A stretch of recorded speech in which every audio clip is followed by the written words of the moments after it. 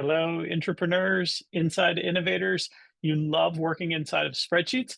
And one of the biggest challenges to working inside of spreadsheets is, of course, versioning.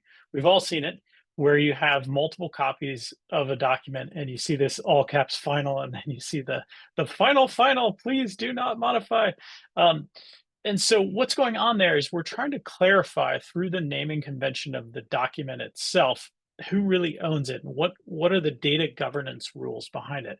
So we see that sometimes, as I mentioned, in the document name. Sometimes we'll see, like large red call outs inside of here too, and things will get color formatted and they'll get very, very big like this because again, the spirit is we're trying to clarify ownership, right? Who's responsible, who's got the right permissions to be able to edit it, so that way we don't fork the source of truth.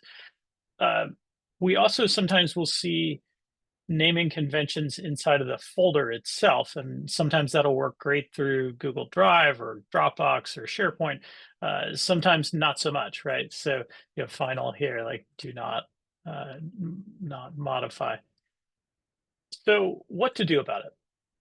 First off, if you are working inside of spreadsheets and that's your reality right now for your best practice for your collaboration mechanism, sometimes it can help to address this question at the outset.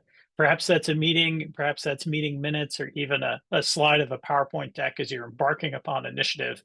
Uh, what are the management and the collaboration tools that you're going to use, and who's going to own them? Who has the rights to tweak? Do you want everyone to send you feedback so that way you continue to own the document? Are there clear handoffs? Are you going to use a suffix inside of the naming convention to clarify who's last modifying, and so on and so forth?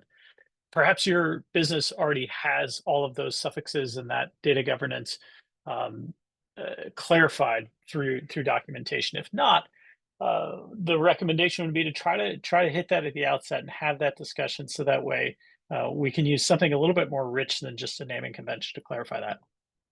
The second point is that when your spreadsheets are getting sophisticated and solidified enough, you may consider migrating into a system. And a good system will capture the data model and will capture the needs of the spreadsheet itself, but it will definitely hit this data governance question.